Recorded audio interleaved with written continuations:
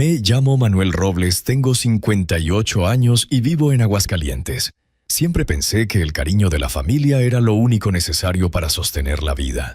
Trabajé más de 30 años en un taller mecánico guardando peso a peso, convencido de que mi esfuerzo y la paciencia de mi esposa Carmen algún día se verían recompensados. Nunca fuimos ricos, pero no nos faltaba lo básico. Teníamos nuestra casita en la colonia Las Américas, un Tsuru del 95 al que yo trataba como joya, y sobre todo a nuestro único hijo Andrés.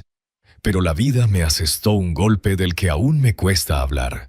Carmen enfermó de repente y en pocos meses el cáncer se la llevó. Con ella se fueron sus risas, su olor a café de olla en las mañanas y la calma que llenaba nuestro hogar. El día que falleció creí que lo más duro ya había pasado. No sabía que lo verdaderamente doloroso apenas iba a empezar. Una semana después nos citamos en la notaría del licenciado Ramírez en pleno centro de la ciudad. El lugar olía a papel viejo y cloro barato. Me senté en una silla dura con la gorra sudada entre las manos. Andrés estaba a mi lado, impecable, en un traje azul que nunca le había visto. Su expresión seria, los labios apretados, como si ya supiera lo que estaba por escucharse. El notario se acomodó las gafas, aclaró la garganta y comenzó a leer el testamento de Carmen. A mi querido esposo Manuel Robles. El corazón me dio un vuelco. Le dejo el coche Nissan Tsuru modelo 1995 junto con sus pertenencias personales. Me quedé helado. Ese carrito lleno de grasa y recuerdos familiares era lo único que Carmen me dejaba.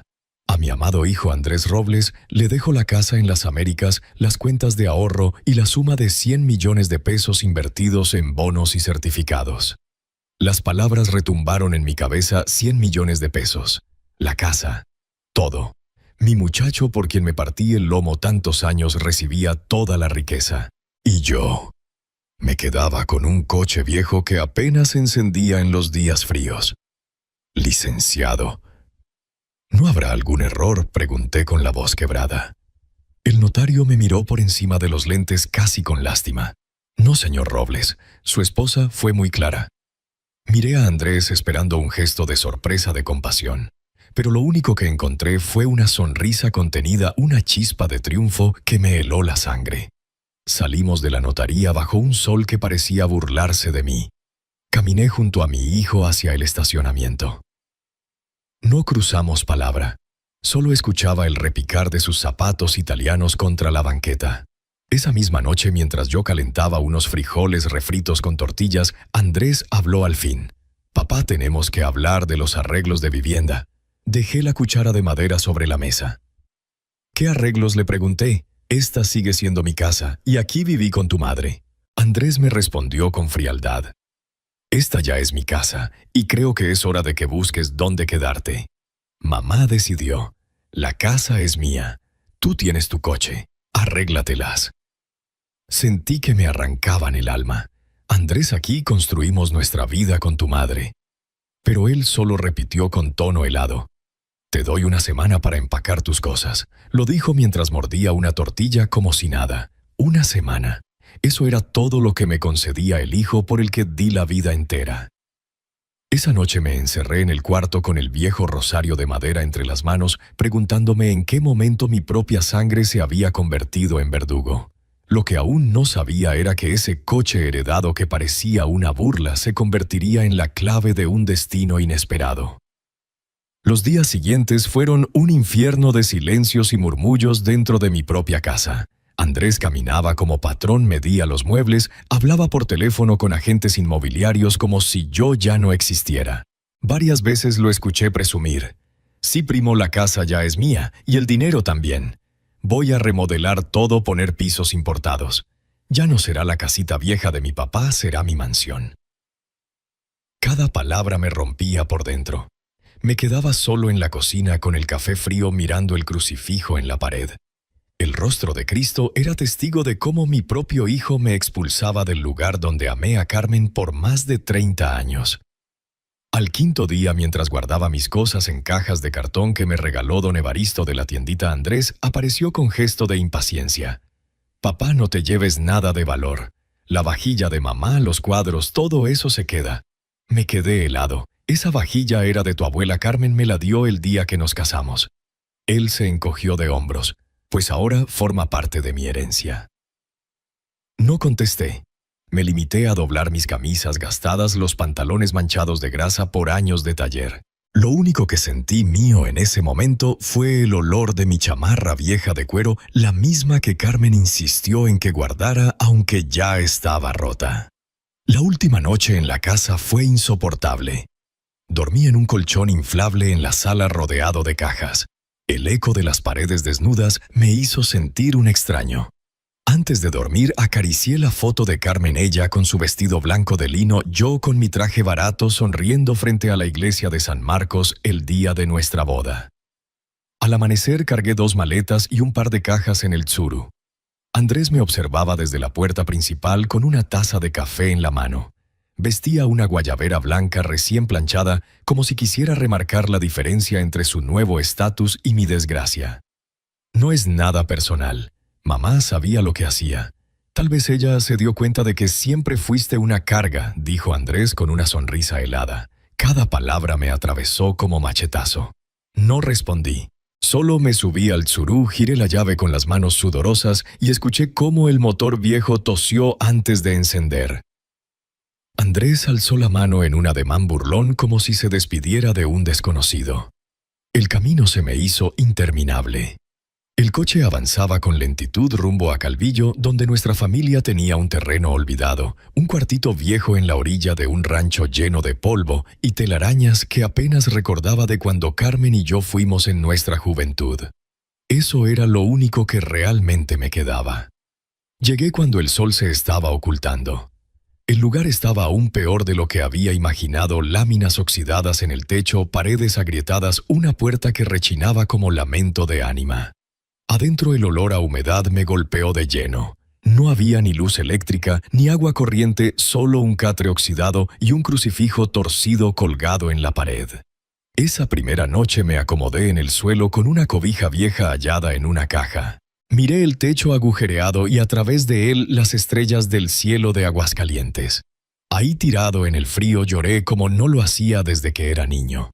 Lloré por Carmen, por la traición de Andrés, por la soledad que me devoraba. Pero en medio del llanto algo se encendió dentro de mí. No era rabia, todavía era una semilla de terrandí, envidia y de determinación.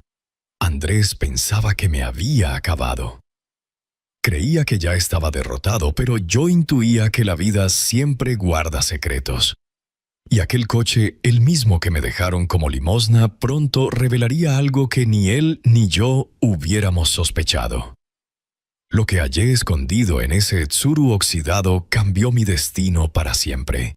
Los primeros días en el cuartito fueron los más duros de mi vida.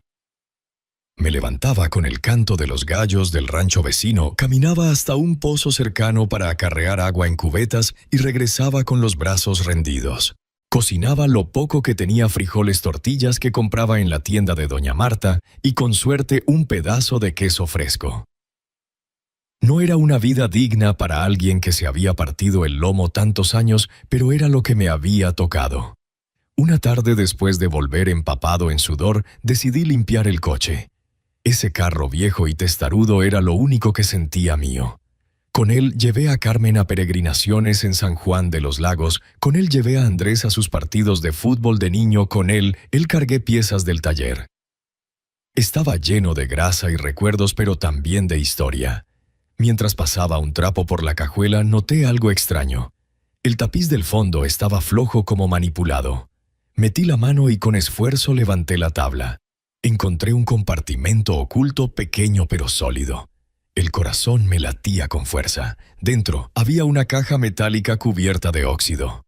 La saqué con cuidado, la puse sobre el cofre y la observé con las manos temblorosas. ¿Qué hacía eso allí? Con un desarmador que aún tenía en la guantera, forcé la cerradura. El chirrido del metal me recorrió la espalda. Dentro había 2 cosas: un sobre amarillento y un manojo de llaves antiguas, cada una con símbolos que jamás había visto. Abrí primero el sobre. Encontré papeles con sellos del Registro Agrario Nacional. Eran escrituras, pero no del cuartito de Calvillo, sino de 200 hectáreas alrededor del terreno.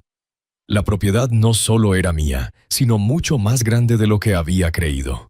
Entre los documentos había un informe con sellos de la Secretaría de Economía fechado apenas 2 años antes.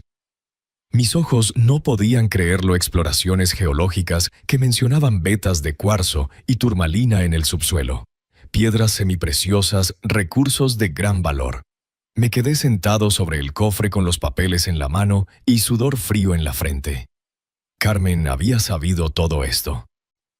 ¿Por qué nunca me lo dijo? Entonces vi al fondo de la caja una carta doblada con cuidado. El sobre llevaba mi nombre escrito con la letra clara de mi esposa. Mi querido Manuel, si estás leyendo esto es porque el destino te trajo hasta aquí. No te sorprendas por la decisión de mi testamento. Lo hice sabiendo quién eres y lo que llevas dentro. Andrés nunca aprendió el valor del esfuerzo. Le dejamos todo fácil y temo que el dinero lo corrompa. Pero tú siempre has sabido sobrevivir aún con poco. Esta tierra es tuya, es tu libertad, tu independencia. Cuídala. Algún día entenderás por qué hice lo que hice. Con amor eterno, Carmen. Las lágrimas cayeron sobre el papel. Ahora lo entendía. Carmen no me había dejado un simple coche viejo, sino la llave a un futuro que ni mi hijo sospechaba.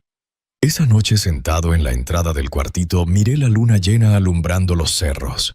Los grillos cantaban, el aire olía a tierra húmeda después de la lluvia. Y yo por primera vez en meses sentí algo olvidado, esperanza. Pero también comprendí algo más. Andrés jamás aceptaría que su madre me hubiese dejado un tesoro oculto. Si llegaba a saberlo, intentaría arrebatármelo igual que me quitó la casa. Por eso decidí callar. No diría nada, no presumiría nada. Esperaría el momento oportuno, y mientras tanto comenzaría a investigar porque aquellas llaves antiguas con símbolos todavía guardaban su misterio. No imaginaba que abrirían una puerta escondida y con ella el verdadero legado de mi esposa. Durante días no pude sacarme de la cabeza esas llaves. Cada una tenía un grabado distinto, una cruz parecida a las de los retablos de iglesia, un sol que recordaba a los antiguos símbolos mexicas y otra con iniciales desconocidas.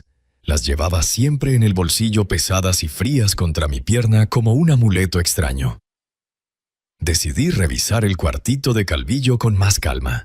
Era un lugar antiguo con muros de adobe resquebrajados y vigas que apenas sostenían el techo. El piso de tierra apisonada tenía tablas que crujían con cada pisada. Una tarde, mientras la lluvia repiqueteaba sobre las láminas y el olor a tierra mojada se colaba por las rendijas, me armé de valor y empecé a explorar cada rincón. Detrás de un ropero viejo encontré una trampilla escondida bajo capas de polvo y telarañas, tan discreta que cualquiera la habría pasado por alto. Me arrodillé, levanté la madera y apareció una puertecita metálica incrustada en el suelo con una cerradura adornada. Los mismos símbolos que tenía una de las llaves estaban grabados alrededor. El corazón me latía como cuando uno está a punto de hacer una travesura peligrosa. Introduje la llave en la cerradura. Giró con un clic suave como si hubiera esperado décadas para abrirse. Levanté la compuerta y un aire húmedo me golpeó en la cara. Bajé con la linterna en mano y descubrí un espacio oculto bajo el cuarto, un sótano estrecho de paredes de piedra y techo bajo. No era grande, pero bastaba para guardar algo importante. En una esquina había un baúl de madera reforzado con metal corroído. Me acerqué con cautela y probé otra de las llaves. La cerradura cedió. Dentro hallé documentos antiguos tan frágiles que parecían deshacerse al tocarlos. Entre ellos había mapas topográficos de la región firmados por ingenieros mineros de los años 50. Indicaban vetas minerales en varios puntos de las tierras que Carmen me había dejado. Pero lo que más me sorprendió no fueron los papeles, sino una libreta de cuero. En la portada decía con letra clara Herrera, confidencial. Reconocí de inmediato la caligrafía de mi suegro don Esteban, un hombre reservado que en vida hablaba poco y trabajaba mucho. Abrí la libreta con cuidado. Estaba llena de apuntes, medidas, coordenadas, notas personales.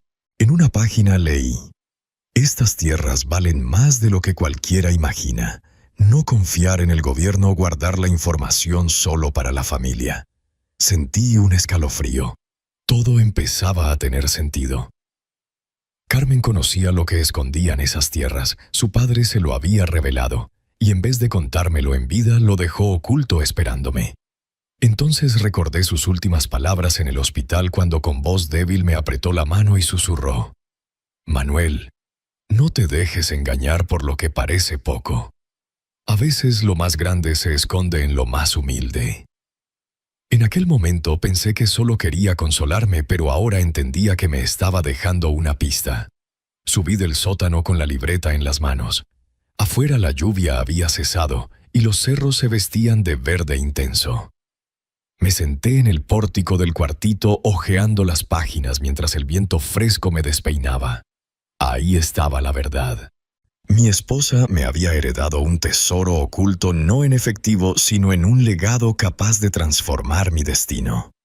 Pero también comprendí algo más: si esto salía a la luz, Andrés no se quedaría quieto. Él ya había demostrado hasta dónde podía llegar por dinero. Por eso, esa misma noche tomé una decisión: no podía cargar solo con este hallazgo. Necesitaba a alguien de confianza, alguien experto y sin relación con mi hijo. Entonces pensé en don Ramiro, un ingeniero jubilado que había trabajado en las minas de Guanajuato y ahora vivía en San Miguel de Allende. Lo que él me reveló sobre esas tierras fue tan grande que supe que mi vida jamás volvería a ser igual. Al amanecer, tras pasar la noche casi en vela repasando la libreta de mi suegro, decidí buscar a don Ramiro. Lo había conocido más de 10 años atrás cuando llevé piezas de motor a una mina. Se había retirado en San Miguel, un pueblo de calles empedradas y casas coloniales donde todavía se escuchan las campanas de la parroquia marcando las horas. Conduje el viejo Tsuru hasta allá. El motor se quejaba en las cuestas, pero aguantó como siempre. Durante el trayecto, los cerros me trajeron recuerdos de Carmen cuando íbamos juntos a las ferias de Dolores Hidalgo a probar nieves de sabores raros, o cuando me pedía parar en fondas de carretera para saborear unas enchiladas mineras. Ahora iba solo, aunque sentía que ella me acompañaba en silencio. Encontré a don Ramiro sentado en una banca frente a la iglesia de San Miguel con su sombrero de palma y un bastón de madera. Me recibió con un apretón de manos firme, aunque sus dedos temblaban por la edad. «Manuel, hacía años que no te veía. ¿Qué te trae por acá?», exclamó. Me senté a su lado y saqué la libreta de cuero. «Necesito que vea esto, don Ramiro. Es de mi suegro, don Esteban». Sus ojos brillaron en cuanto reconoció los mapas y apuntes. «Caray», murmuró hojeando las páginas con cuidado. «Aquí hay coordenadas de toda la Sierra de Calvillo, y estas notas son de exploración real, no de curiosidad. Tu suegro sabía lo que había ahí. ¿Qué significa entonces?», pregunté sin aliento. Don Ramiro me miró con seriedad. «Significa que tienes en tus manos un tesoro. Estas tierras guardan cuarzo, turmalina, quizá hasta amatista. Si las compañías mineras supieran, se pelearían por comprarte los derechos». Sentí un nudo en la garganta. Todo el sacrificio de Carmen cobraba sentido. Pero él bajó la voz. «Escucha, Manuel, esto no es solo riqueza, también es peligro. Si alguien más se entera, puedes perderlo todo. El dinero cambia a la gente. Y tu hijo, si es como dices, no dudaría en sacarte del camino». Sus palabras me calaron hondo. Recordé la sonrisa helada de Andrés en la notaría, la frialdad con la que me echó de mi propia casa. Sí, mi hijo era capaz de cualquier cosa. Le pedí a don Ramiro que me aconsejara. Su recomendación fue clara: guardar silencio, no vender nada aún y contratar a un geólogo independiente que confirmara los depósitos. Don Ramiro me dio el contacto de un viejo colega en Guanajuato capital, el ingeniero Arredondo, un especialista de confianza que había trabajado en minas sin venderse a las grandes empresas. Al despedirme me apretó el hombro y me dijo algo que se me quedó grabado. «La riqueza más grande no son las piedras, Manuel. Es la paciencia, el que sabe esperar gana». Volví al cuartito de Calvillo con la libreta escondida bajo el asiento del Tsuru. En el camino pasé junto a un puesto de carnitas en la carretera y me detuve a comer. El sabor grasoso de la carne con tortillas recién hechas me devolvió fuerzas. Mientras masticaba observaba a familias reír y pensé en lo irónico que era yo que había entregado todo por la mía. Estaba ahora solo guardando un secreto capaz de cambiarlo todo. Esa noche, con la lámpara de petróleo parpadeando en la mesa, tomé la decisión de contactar al ingeniero Arredondo. Tenía que moverme con cautela. Cualquier error podía costarme caro. Lo que ignoraba era que mientras tanto Andrés comenzaba a despilfarrar en León autos, viajes, fiestas en salones de la zona dorada. Los rumores de su derroche pronto llegarían hasta mí, confirmando lo que Carmen ya había previsto. Cuando supe cómo quemaba la herencia de su madre, entendí que su caída era solo cuestión de tiempo. Una semana después de ver a don Ramiro, viajé a Guanajuato capital para reunirme con Arredondo. La ciudad bullía de estudiantes, callejones empedrados y vendedores ofreciendo charamuscas en las esquinas. El ingeniero me recibió en una oficina sencilla con planos de minas colgados en la pared y olor a café recién colado. «Don Manuel, ya me habló Ramiro. Enséñeme los documentos», me dijo, estrechándome la mano. Le entregué la libreta de mi suegro y los mapas. Arredondo se ajustó los lentes y comenzó a revisarlos con una seriedad que me puso nervioso. «Esto no es cualquier cosa», murmuró. «Aquí hay registros de exploración auténticos, y estas notas mencionan cuarzo y turmalina. ¿Me permitiría visitar su terreno para hacer una evaluación?», preguntó. Asentí sin dudar. Días más tarde el ingeniero llegó a Calvillo con su equipo, cascos, picos, aparatos de medición que jamás había visto. Durante 3 días recorrió la sierra, tomó muestras de roca y anotó coordenadas. Yo lo acompañaba cargando linternas y cubetas, sintiendo que volvía a tener propósito. Al terminar el tercer día nos sentamos bajo la sombra de un mezquite con el viento fresco bajando de los cerros. Arredondo abrió su cuaderno y me miró con brillo en los ojos. «Don Manuel, usted está sentado sobre una mina de oro. Bueno, no literalmente oro, pero sí un tesoro de cuarzo y piedras semipreciosas. Si se trabaja de manera correcta, esto puede valer cientos de millones de pesos». Me faltó el aire. Pensé en las noches de frío en el cuartito en el Tsuru desvencijado. Y ahora me decían que las tierras que Carmen me había dejado valían más que todo lo que Andrés había heredado. El ingeniero añadió: «No venda al primero que venga a tocar su puerta. Hay que negociar con calma. Lo suyo es único». Lo miré y sentí una mezcla de orgullo y tristeza. Carmen lo había planeado todo, sabía que Andrés, cegado por la ambición, derrocharía lo suyo, y a mí me había dejado la prueba más dura: sobrevivir con lo mínimo hasta hallar el verdadero legado. Mientras tanto, en León, las noticias de Andrés me llegaban en boca de vecinos. Un día en la tienda de don Evaristo escuché a 2 señoras hablar. «¿Supiste que el licenciado Andrés Robles se compró un BMW nuevo?», decía una. «Sí, y que anda en fiestas en la zona norte con botellas de champaña francesa». Sentí un nudo en el estómago. El dinero se le escurría más rápido de lo que Carmen había anticipado. Un domingo me armé de valor y fui en secreto a León para verlo con mis propios ojos. Desde la plaza principal lo vi entrar a un restaurante elegante rodeado de amigos. Reía, pedía tragos importados, abrazaba a mujeres jóvenes. Ese no era el mismo niño al que enseñé a pedalear en las calles tranquilas del barrio. Era un desconocido. Esa noche, de regreso al cuartito, encendí una vela y puse la foto de Carmen frente a mí. «Tenías razón, vieja», le susurré. «Nuestro hijo no sabe cuidar lo que vale, pero yo no voy a fallar». Decidí guardar absoluto silencio. Nadie debía enterarse aún. Si Andrés sospechaba, vendría por mí. Mi plan era claro: esperar, observar y en el momento justo dar el golpe que le enseñara a mi hijo el verdadero valor de las cosas. Lo que no sabía era que él ya estaba endeudándose con prestamistas peligrosos de León, y esa desesperación pronto lo llevaría hasta mi puerta. Cuando regresó a buscarme, no fue con soberbia, sino con miedo en la mirada. Los rumores se habían vuelto imposibles de ignorar. Se hablaba de viajes a Cancún, fiestas interminables en San Miguel con mariachis toda la noche y apuestas en un casino clandestino. Yo fingía indiferencia, pero cada comentario confirmaba lo que Carmen había visto venir. Un sábado por la tarde, mientras reparaba la cerca del terreno, escuché el motor de un coche que se acercaba por el camino polvoriento.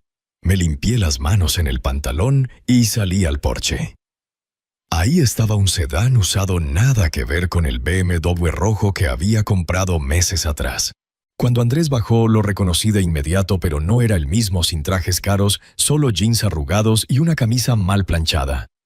Sus ojos antes soberbios ahora tenían ojeras y un brillo de desesperación. Papá me dijo con la voz quebrada, «Necesito hablar contigo».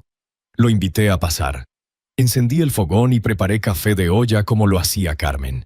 Nos sentamos frente a frente en la mesa coja del cuartito. Andrés no paraba de mover las manos nervioso. «Estoy en problemas», confesó al fin. «Debo dinero. Mucho dinero». «¿Cuánto es mucho?», pregunté sin apartar los ojos de él. Andrés bajó la mirada. «Cerca de 3 millones de pesos». Sentí que el aire se me iba del pecho.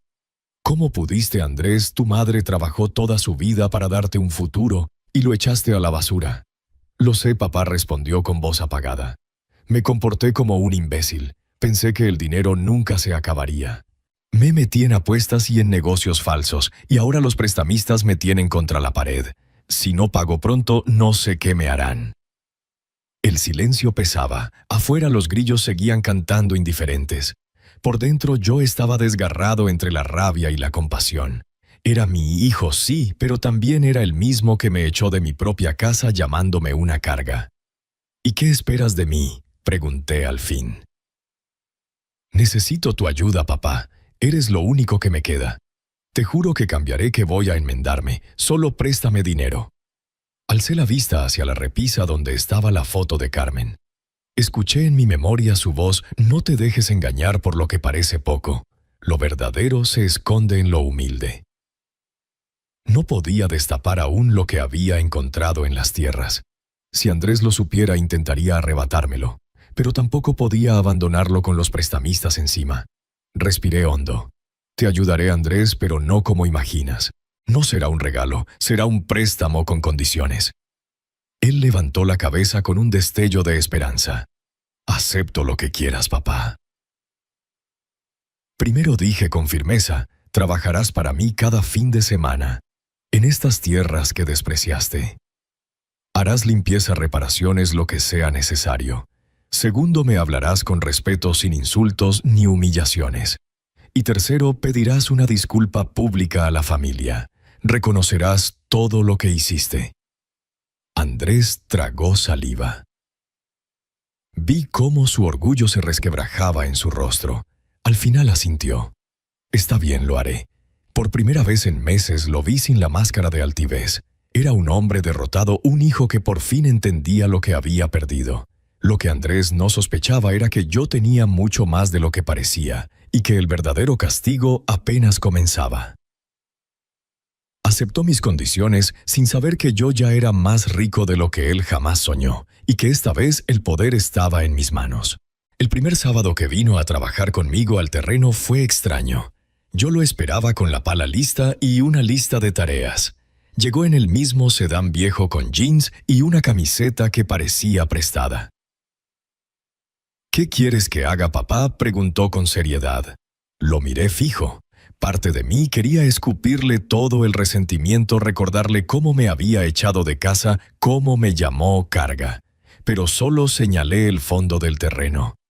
«El cobertizo está hecho un desastre. Empezaremos por ahí». Trabajamos en silencio toda la mañana. El sol de Aguascalientes nos caía a plomo, el sudor corría por la frente. Andrés no estaba acostumbrado a ese tipo de faena. Sus manos suaves de oficina se llenaron de ampollas con cada martillazo. No se quejó, y eso me sorprendió. A mediodía preparé frijoles de la olla y tortillas calientes. Nos sentamos en sillas viejas bajo la sombra del mezquite. Andrés comía en silencio, casi avergonzado. «Papá, algún día me vas a perdonar». Me quedé observándolo, pensando en todo lo que había pasado. El perdón no se pide con palabras, Andrés. Se gana con hechos. Él bajó la cabeza y asintió. Los siguientes sábados siguió viniendo. Trabajaba sin protestar y poco a poco comenzaba a hablar. Me contó cómo perdió dinero en apuestas con amigos falsos, cómo lo dejaron tirado cuando ya no pagaba rondas de whisky, cómo pasaba noches enteras sin dormir temiendo que los prestamistas lo fueran a encontrar. Yo lo escuchaba sin dar consejos, solo viendo cómo por primera vez en su vida aprendía lo que era la humildad. Y yo también descubría algo entre pala y escoba, entre clavos y tablas, reaparecían destellos de aquel niño que un día enseñé a andar en bicicleta. Lo veía en sus gestos cuando murmuraba, «Papá, mírame», con una sonrisa que iluminaba todo. Una tarde, mientras acomodábamos cajas viejas en el cobertizo, Andrés halló la chamarra de cuero de Carmen. La sostuvo en sus manos y se le quebró la voz. «La extraño tanto». «Yo también, hijo», respondí, sintiendo un nudo en la garganta. Ese instante breve y sincero fue como una grieta en el muro de rencor que nos separaba. Pero mis condiciones seguían intactas. Una de ellas era clara: la disculpa pública frente a la familia. Andrés se resistía, evitaba el tema, pero sabía que no lo podía esquivar. La Navidad se acercaba, y yo pensaba reunirnos en casa de mi hermana como antes. Ese sería el momento. Mientras tanto, en el pueblo la gente seguía hablando de él. Algunos lo juzgaban con dureza, otros lo miraban con compasión. Yo guardaba silencio, dejando que la opinión pública jugara a mi favor el padre humilde abandonado por el hijo soberbio. Nadie sospechaba que en mis manos tenía un secreto que valía millones. Esa noche, después de que Andrés se fue, me senté en el porche con la libreta de don Esteban. Repasé coordenadas notas los símbolos de las llaves. Aún quedaba un misterio: la tercera llave seguía sin usarse, y en la libreta aparecía un dibujo extraño, un rectángulo marcado detrás del cobertizo. Tomé mi linterna y fui hasta allí. Cavé un poco con la pala y pronto escuché un golpe metálico. El corazón me latía con fuerza. Había algo enterrado bajo mis pies. Lo que desenterré esa noche revelaría la última parte del plan secreto de mi esposa. Apenas dormí con el hallazgo dándome vueltas en la cabeza. Al amanecer regresé con la pala. El aire era frío, olía a pasto húmedo y a tierra fresca. Cavé con cuidado, palada tras palada, hasta topar con algo sólido. Me arrodillé y con las manos terminé de retirar la tierra. Allí estaba una caja de hierro pequeña pero pesada, cubierta de óxido. La cerradura tenía los mismos símbolos que la tercera llave. Mis dedos temblaban mientras la insertaba. La cerradura giró con un chasquido seco. Levanté la tapa y lo que vi me dejó sin aliento: un manojo de documentos con sellos notariales, un sobre amarillo con la letra de Carmen y una pequeña bolsa de gamuza que guardaba piedras brillantes, trozos de cuarzo y turmalina verde. Tomé primero la carta. Reconocí al instante la caligrafía firme de mi esposa. «Manuel, si has llegado hasta aquí significa que superaste la primera prueba. Lo que guardo en esta caja no es solo riqueza, es un legado. Estas piedras son una muestra de lo que yace bajo nuestras tierras. Los documentos validan los derechos de explotación y, más importante aún, certifican que están únicamente a tu nombre. Andrés jamás podrá reclamarlos.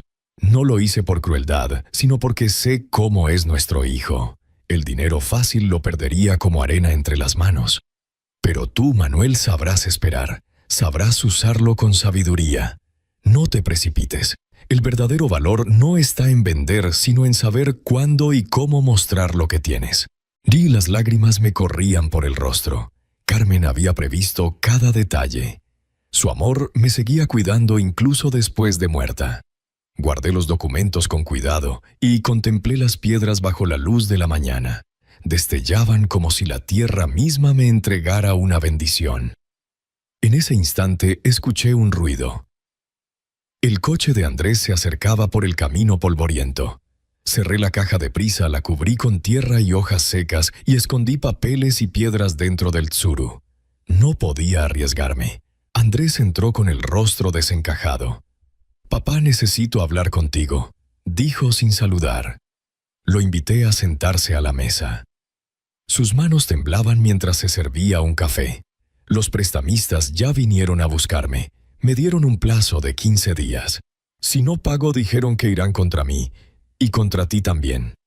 Sentí un escalofrío. Sabía que esa gente no jugaba.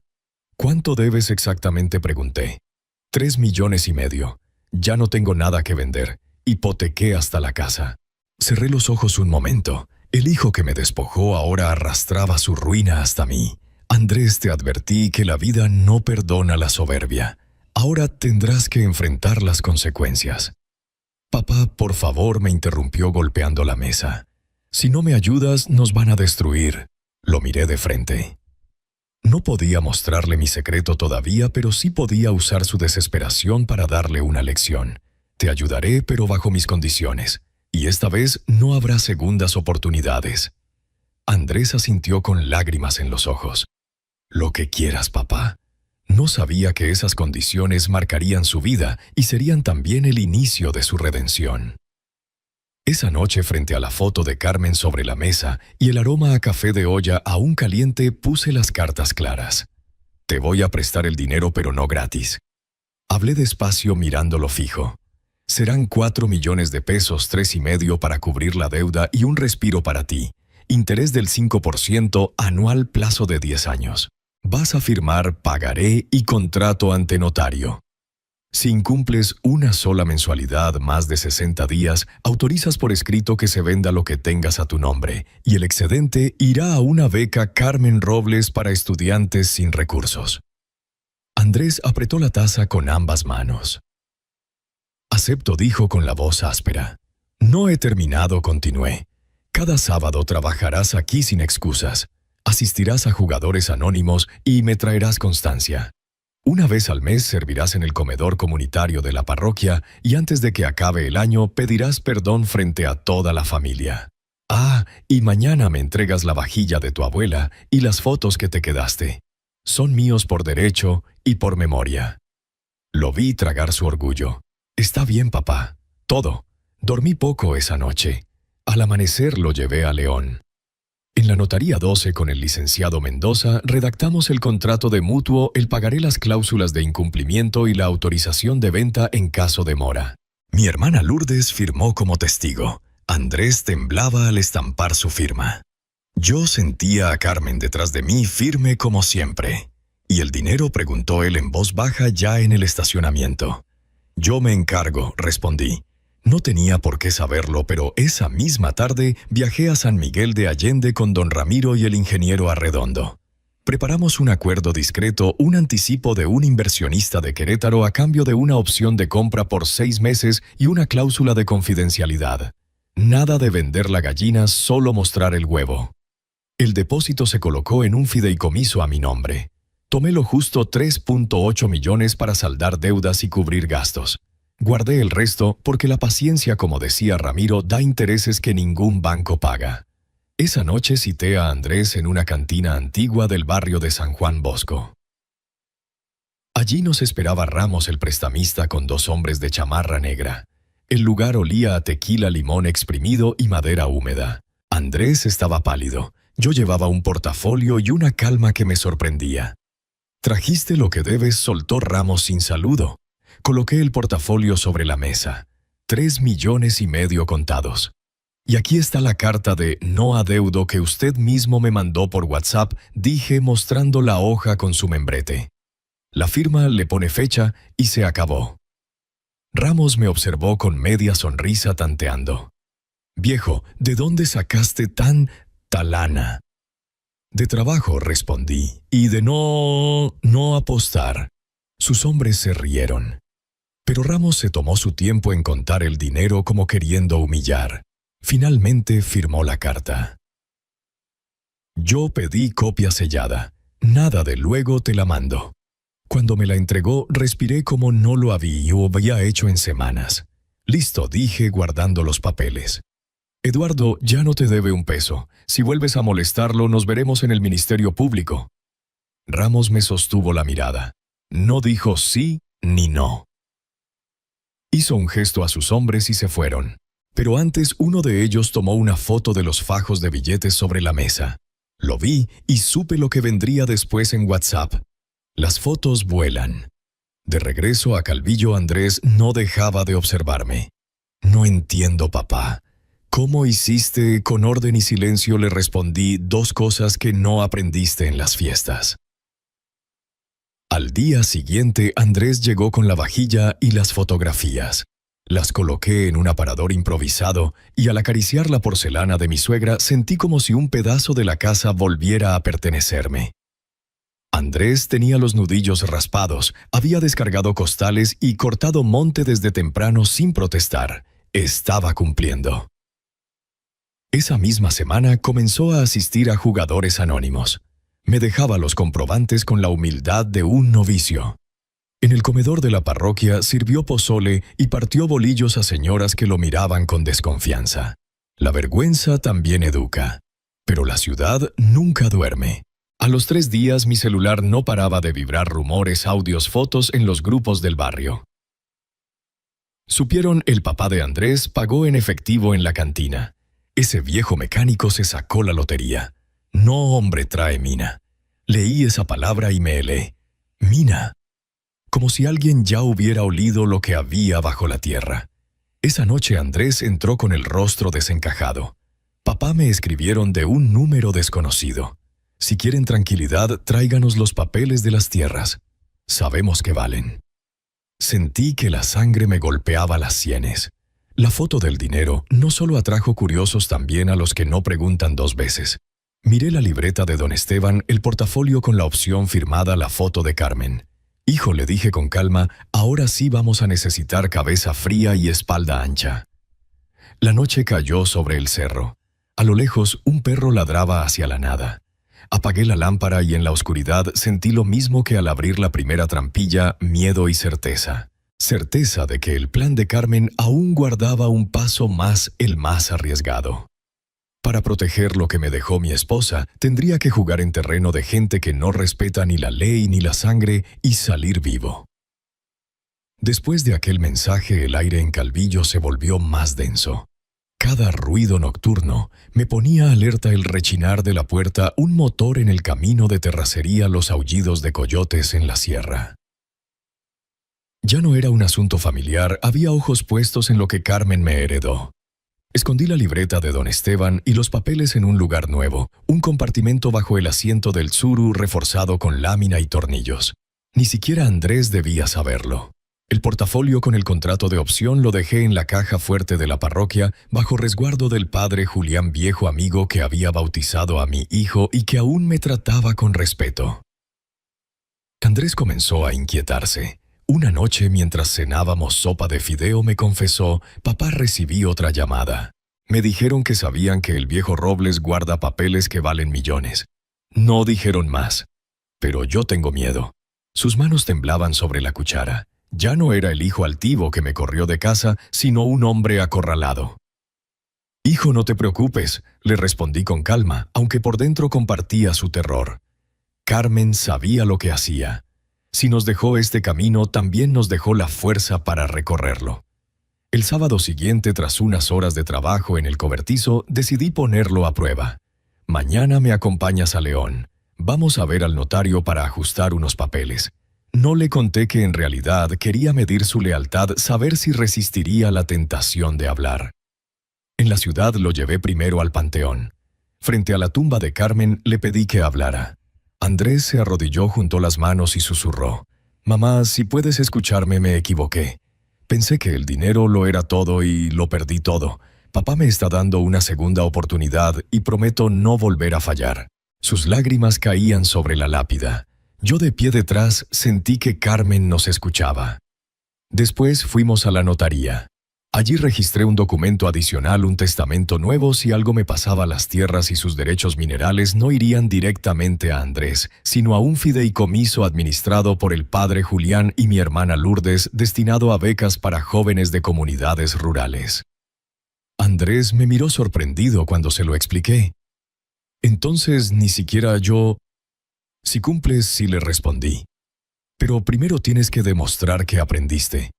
Esto no es solo dinero, hijo, es el futuro de mucha gente.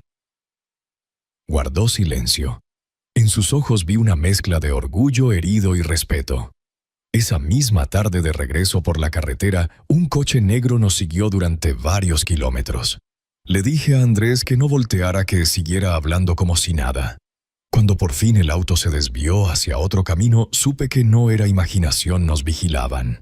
Esa noche en el cuartito encendí una vela y abrí de nuevo la carta de Carmen. Leí en voz baja su última frase: ahora vive por los dos. Y entendí que proteger este legado no era cuestión de dinero, sino de honor. La guerra no era solo contra prestamistas, ni contra la ambición de mi hijo, era contra fuerzas que querían arrancar de raíz lo único que me quedaba de mi esposa, y yo no iba a permitirlo.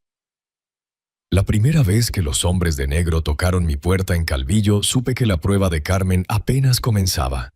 Esa noche no había luna. El viento bajaba del cerro y el mezquite golpeaba las láminas como si alguien tocara desde arriba. 3 siluetas se plantaron frente al zaguán. No hicieron falta presentaciones, venían por los papeles. «Buenas noches, don Robles», dijo el del centro con chamarra negra y botas polvosas. «Venimos a platicar de sus tierras. Tráiganos los documentos y firmamos una sesión». Así todos felices. Su tono era de cortesía fingida, como el de quien ofrece ayuda. Ya tenía la mano cerca del cajón.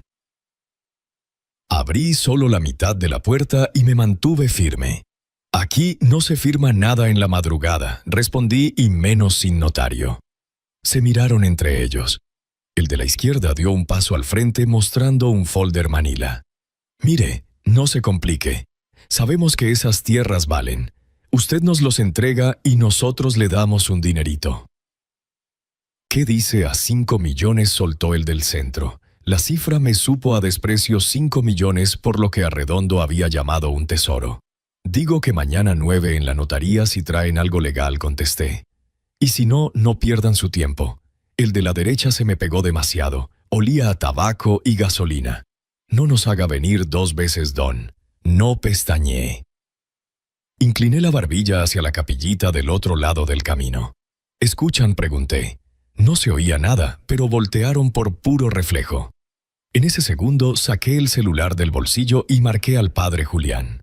3 timbrazos. Y luego la campana de la capilla repicó una vez, corto como aviso. Era la señal de siempre en el pueblo: vecindad en guardia. A los minutos se encendieron linternas en 2 casas y los perros arrancaron un coro de ladridos. Los hombres se pusieron tensos. «Vecinos al pendiente», dije sin levantar la voz. «Y otra cosa, si algo me pasa, el padre tiene un sobre con instrucciones y todo se va a la fiscalía. También hay un fideicomiso con candado». Ni vendiendo su alma lo abren. No sé si me creyeron, pero bastó. El de la chamarra negra sonrió sin dientes. «Nos vemos pronto, don Herrera». Antes de irse dejó un sobre en el escalón. Dentro una foto impresa a Andrés saliendo de la reunión de jugadores anónimos. Al reverso una frase escrita con pluma: «Cuiden a la familia». Sentí el golpe en el estómago. Ya no se trataba solo de papeles, estaban tanteando nuestro miedo. Esa noche no dormí. Guardé la libreta de don Esteban y las escrituras en el compartimento del Tsuru, el nuevo reforzado con lámina. El contrato de opción se quedó en la caja fuerte de la parroquia y escaneé todo a una USB que colgué dentro del rosario de Carmen. Con el alba preparé café y esperé a Andrés. «Hijo», le dije cuando llegó, «necesitamos cabeza fría. Manejas tú. Vamos a León. Denuncia en el Ministerio Público por amenazas y de ahí con el licenciado Mendoza para levantar acta de hechos y certificar copias». Andrés venía pálido, pero obedeció. En el camino me contó que uno de los tipos lo había seguido en la ciudad. Me habló por mi nombre, papá. Dijo que no hiciéramos tonterías. Yo tuve miedo. «El miedo sirve si te mantiene despierto», respondí. Hoy no nos dormimos. En la agencia del Ministerio Público la secretaria alzó la vista cuando dije «amenazas por tierras». No era novedad para ella. Tomaron nuestra declaración, anexaron la foto y el número del mensaje. Pedí medidas de protección y rondines. No prometieron milagros, pero sellaron la denuncia y eso ya era avance. Almorzamos una torta de milanesa en la esquina, el pan sabía a polvo y prisa. Luego fuimos a la notaría. El licenciado certificó las copias. Asentó que los originales estaban resguardados en fideicomiso y dejó constancia de que cualquier cesión fuera de ese instrumento carecería de validez. Salimos con un folder grueso y un respiro mínimo. Volvimos a Calvillo al atardecer. El cerro rosado por las nubes me recibió con la puerta del cobertizo forzada. Corrí.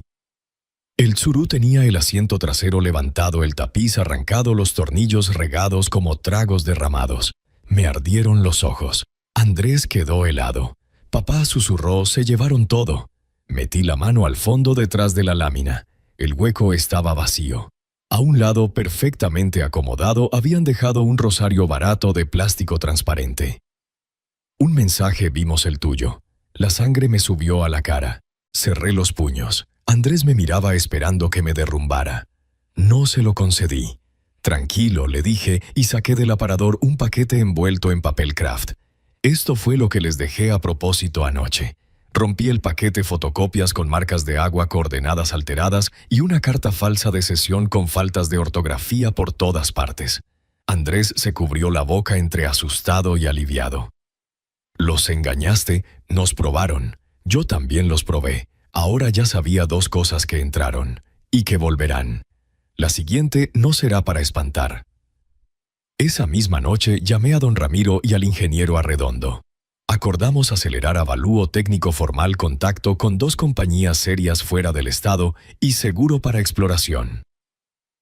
También hablé con el comisariado ejidal para organizar veladores del pueblo, 2 hombres por turno, fogón encendido, radios y teléfonos cargados, pagos semanales en efectivo y tacos de guisado incluidos. La comunidad entendió, no era solo pleito mío, era la dignidad del rancho. Antes de apagar la lámpara me senté frente a la foto de Carmen. Vieja, aquí seguimos. Si quieren guerra sucia, les vamos a responder con papel limpio, con comunidad y con paciencia. El celular vibró: mensaje desconocido, una ubicación con un punto rojo justo donde Andrés estacionaba en León. Y una línea final: mañana 7 Tropme, tú decides.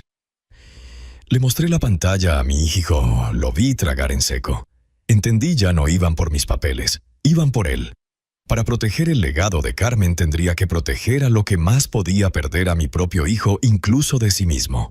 La ubicación me dejó helado. No era simple advertencia, era una cita. Si no ibas, lo tomaban como reto. Si ibas, arriesgabas el regreso. Miré a Andrés, que palideció al leer. «Papá, ¿qué hacemos?», preguntó con la voz rota. Lo primero, le respondí, es no mostrar miedo. El miedo huele y esa gente lo usa como cuchillo. Guardé el celular y respiré hondo. En mi cabeza escuché la voz de Carmen Cabeza Fría Manuel. No todo se gana con fuerza, a veces con paciencia. Esa noche no dormimos. Preparé el Tsuru como si fuera una carrera tanque, lleno luces revisadas y un compartimento secreto con copias certificadas de los documentos reales selladas por notario. Los originales ya en el fideicomiso estaban intocables. Al amanecer fui con el comisariado ejidal. Don Jacinto Viejo, curtido por el sol, me habló serio: Herrera, si esos hombres ya entraron a tu casa, no se van a detener. Pero aquí nadie se queda solo. Vamos a mandar muchachos al camino con linternas y radios. Si pasa algo, no te preocupes. El pueblo va a sonar como colmena. Esa solidaridad me dio fuerza. Cuando regresé a casa encontré a Andrés rezando en voz baja con el rosario de su madre entre las manos. Me sorprendió, jamás lo había visto así. «¿Estás listo?», le pregunté. «No, pero voy a ir», contestó. Al caer la tarde salimos rumbo al punto marcado, un terreno baldío en las afueras de León, junto a una bodega abandonada. El sol se hundía y el cielo ardía en tonos naranjas y morados. El Tsuru rechinaba en cada bache. Andrés sudaba frío. Al llegar 3 hombres nos aguardaban. El de la chamarra negra se adelantó. «Qué bueno que no se hicieron del rogar», dijo con una sonrisa que no alcanzó sus ojos. Nadie nos ordenó bajar del coche. Yo llevaba una carpeta como si contuviera los papeles. «Aquí está lo que buscan», respondí firme. Abrí la carpeta, eran copias falsas con coordenadas alteradas. El hombre las revisó por encima, sabiendo que no entendía nada, y asintió satisfecho. Muy bien, don Herrera, pero ahora falta la parte importante. Se giró hacia Andrés. El muchacho se viene con nosotros un rato, garantía de que no hagan tonterías. El corazón se me desplomó. A mi hijo no se lo llevan, respondí. El aire se cortó. Uno de ellos se abrió la chamarra mostrando el brillo de una pistola. Andrés retrocedió aterrado. De pronto, a lo lejos sonó un silbido agudo como el canto de un ave nocturna. Era la señal del ejido. Linternas comenzaron a encenderse en todo el terreno. Voces, pasos, radios que crujían. Los hombres de negro se tensaron. «¿Qué es esto?», gruñó el de la chamarra. «Esto es Calvillo», les dije. «Aquí no se llevan a nadie». Un joven del ejido gritó. «Ya está todo grabado, cabrones. La policía viene en camino». Los tres hombres se miraron soltando maldiciones. Entendieron que quedarse era jugarse la vida. Con rabia arrojaron la carpeta al suelo y se subieron a su coche dejando tras de sí polvo y amenazas. Andrés cayó de rodillas temblando. Lo ayudé a levantarse. «¿Ves, hijo? Esto no se pelea solo con dinero. Se pelea con gente, con comunidad». Volvimos al cuartito escoltados por 2 camionetas del ejido. Esa noche Andrés rompió en llanto. «Papá, yo te fallé tantas veces y aún así me defendiste. ¿Por qué?» Lo miré a los ojos. «Porque sigues siendo mi hijo y porque Carmen nunca me perdonaría si te dejara solo». Pero en mi interior sabía que esa gente no se detendría. Apenas había terminado una batalla y ya se preparaba la siguiente. La llamada del banco llegó a media mañana mientras intentaba reparar la puerta del cobertizo. El licenciado Mendoza, notario de León, habló con urgencia. «Don Julián, acabo de recibir una notificación. Su hijo Andrés intentó solicitar un préstamo millonario poniendo como garantía las tierras de Calvillo. Sentí un hielo recorrerme el cuerpo». El notario aclaró.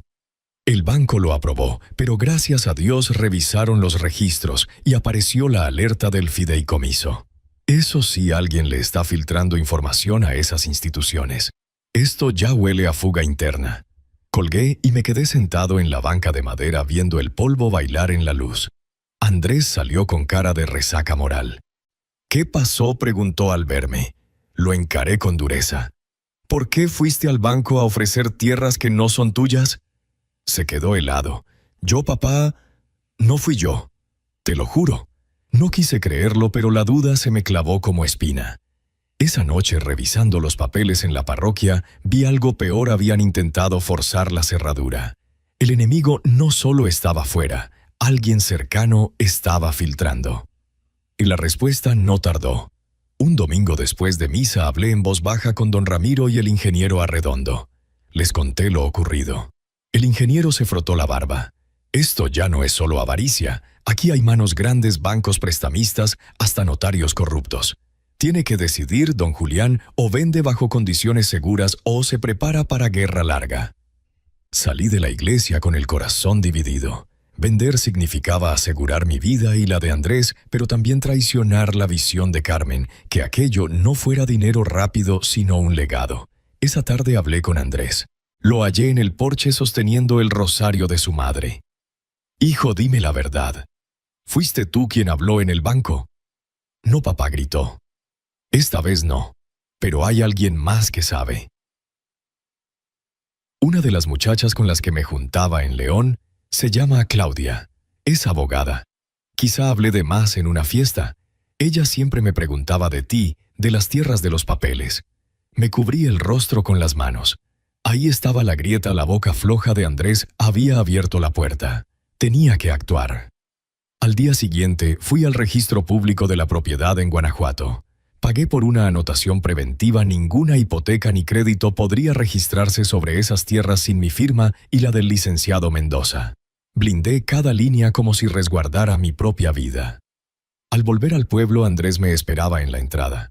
«Papá», dijo con voz temblorosa. Claudia me llamó. Me advirtió que si no le entregamos los papeles originales, llevará pruebas de mis deudas a la fiscalía y me hundirá. Lo miré con furia y tristeza. «¿Ves lo que causan tus palabras, hijo?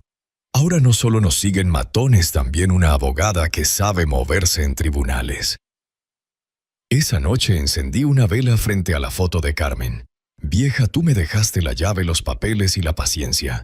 Ahora necesito tu fuerza porque la tormenta ya no está en los cerros. Está aquí mismo en nuestra sangre. Cuando Claudia apareció en Calvillo sonriendo como si todo estuviera bajo su control, entendí que la pelea ya no era solo contra extraños, era contra alguien que sabía demasiado de mi familia. El aire se volvió denso. De un coche gris con vidrios polarizados bajó Claudia tacones altos que nada tenían que ver con el polvo del pueblo y una carpeta bajo el brazo. Sonrió como si la plaza le perteneciera. «Buenas tardes», don Julián dijo con falsa cortesía extendiendo la mano. «¿Me permite unos minutos de su tiempo?» La observé de pies a cabeza.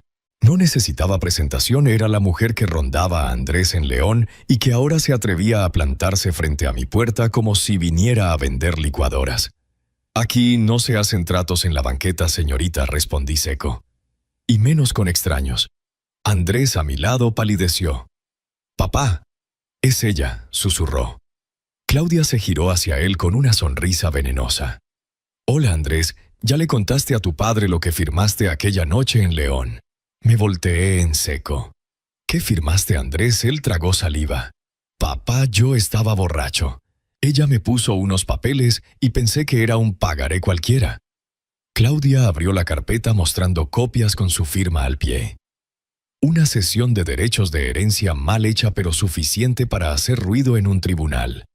¿Quiere que esto llegue a los prestamistas, don Julián? ¿O mejor arreglamos directamente? El descaro me hervía la sangre. En este pueblo los trapos sucios se lavan en casa, señorita. Si tiene pruebas, preséntelas.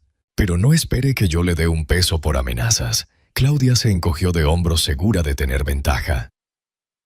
Piénselo, tengo amigos en el registro y en los bancos. Con una llamada todo se complica.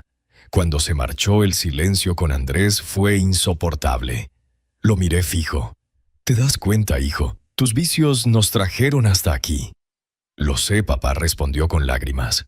Pero te juro que esta vez no voy a correr. Si hay que enfrentarla, la enfrentamos juntos. Esa noche reuní a don Ramiro, al ingeniero Arredondo y a mi hermana Lourdes en la casa parroquial. Puse sobre la mesa las copias de Claudia. El ingeniero las revisó. Esto no tiene validez. Fue firmado sin notario ni testigos. Y además Andrés no tenía facultades sobre esas tierras. Lourdes me miró inquieta. Pero sí puede usarlo para enredar todo: demandas, medidas precautorias, retrasos. Asentí. Entonces hay que acelerar. Necesitamos cerrar con la compañía minera foránea antes de que Claudia meta las manos. Don Ramiro golpeó la mesa con su bastón. Yo hablo con los inversionistas, pero ustedes deben cuidarse. Esa mujer no vino sola. Tenía razón. Los días siguientes vi autos desconocidos merodeando por el pueblo. Andrés me acompañaba a todas partes, ya no como hijo malcriado, sino como sombra protectora. Una noche, mientras arreglábamos herramientas, me confesó: «Papá, he estado pensando. Tal vez mamá sabía que esto iba a pasar. Por eso te dejó a ti la prueba y no a mí. Yo hubiera vendido todo en un mes». Lo abracé en silencio. Por primera vez lo escuchaba con verdadera humildad. Pero la calma duró poco. Al cuarto día Claudia volvió. Esta vez no sonrió, traía un citatorio judicial. «Nos vemos en León», don Julián dijo fría. «Ahí veremos si su legado aguanta las leyes». Me entregó el papel y se marchó dejando tras de sí un perfume caro mezclado con polvo de terracería. Miré a Andrés, sus ojos no mostraban rabia sino miedo. «Papá, si perdemos esto, lo perdemos todo». Respiré hondo y alcé el citatorio hacia la luz. «Entonces, hijo, tendremos que pelear no solo con pala y machete, sino con abogados y jueces. Y créeme, Carmen nos dejó más armas de las que piensan». El día que entré al juzgado de León con los papeles verdaderos en mi portafolio, entendí que mi guerra ya no estaba en los cerros, sino frente a un juez. La audiencia amaneció gris. La ciudad rugía con camiones y claxonazos, pero dentro de mí todo era silencio. Vestí mi traje viejo, el mismo del funeral de Carmen, y me colgué el rosario con la USB escondida en la cruz. Andrés caminaba a mi lado nervioso como niño rumbo a confesión. En el juzgado nos esperaba Claudia impecable con saco entallado y tacones brillantes. Sonreía como quien ya ganó. Saludó al juez con excesiva familiaridad y nos lanzó una mirada burlona. Andrés se encogió en su asiento. Yo me mantuve erguido. La sesión comenzó. Claudia presentó el documento firmado por Andrés, aquella falsa cesión de herencia. Lo agitó como trofeo. Su señoría, aquí está la prueba de que los derechos sobre las tierras pertenecen a mi cliente, dijo segura. El juez lo revisó con gesto severo. Yo esperé mi turno. Cuando me lo concedió, abrí mi portafolio y exhibí los documentos notariales, certificaciones y el fideicomiso inscrito. Su señoría, lo que esa mujer trae es papel mojado. Mi hijo nunca tuvo facultad de ceder lo que no era suyo. Aquí está la prueba, las tierras y derechos están a mi nombre resguardados en fideicomiso y con anotación preventiva. El juez examinó mis papeles, cotejó sellos, fechas y firmas. Claudia empezó a perder color. Quiso interrumpir, pero el juez levantó la mano. El tribunal reconoce como válidos los documentos del señor Herrera. La supuesta cesión carece de valor legal. La sala quedó en silencio. Andrés soltó un suspiro como si le quitaran un costal de encima. Claudia apretó los labios y recogió su carpeta con furia contenida. A la salida se me acercó. «Esto no se acaba aquí», don Julián murmuró. «El dinero mueve montañas». Tal vez le respondí, pero hay montañas que ni todo el dinero del mundo puede derribar. Dio media vuelta y se marchó. Yo la vi alejarse sabiendo que había perdido más que un pleito, había perdido credibilidad en un pueblo que ya comentaba su derrota. Esa tarde nos reunimos en la casa parroquial. Don Ramiro, el ingeniero Arredondo y Lourdes estaban presentes. Coloqué sobre la mesa los documentos intactos. «Se acabó», dije. «Claudia no puede tocarnos. Es momento de cerrar el trato». El ingeniero asintió. Semanas después firmamos la negociación con una minera seria de Querétaro. El trato quedó sellado 12 millones de pesos por los derechos y regalías anuales destinadas a proyectos comunitarios en Calvillo. Parte del dinero entró al fideicomiso educativo con el nombre de Carmen.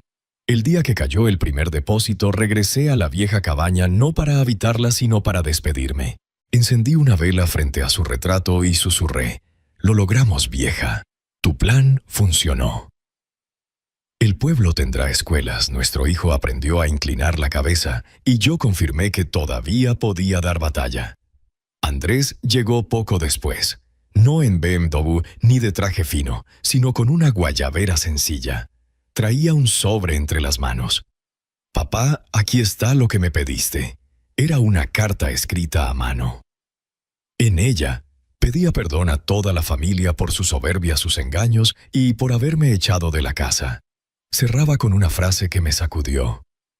«Hoy entiendo que lo más valioso no son los millones, sino la dignidad que casi pierdo». En la reunión navideña, Andrés leyó su carta frente a todos. Primero hubo silencio, luego lágrimas, después abrazos. Mi hermana Lourdes me tomó la mano y me dijo: «Carmen estaría orgullosa». Esa noche en mi nuevo hogar en las colinas observé las luces del valle y pensé en todo lo vivido. Perdí mucho, sí. La casa, la confianza de mi hijo, la calma de los días sencillos. Pero gané algo mayor: el respeto de mi gente, la memoria intacta de mi esposa y la certeza de que el verdadero legado no estaba en la mina ni en el dinero, sino en la fuerza de resistir con la frente en alto. Cuando Andrés se despidió, me abrazó con fuerza. «Gracias, papá, por no rendirte conmigo». Lo miré a los ojos y respondí: «Gracias a tu madre, hijo. Fue ella quien nos enseñó a luchar aún después de partir».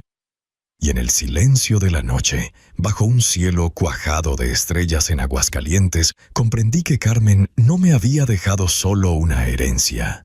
Me había entregado una misión.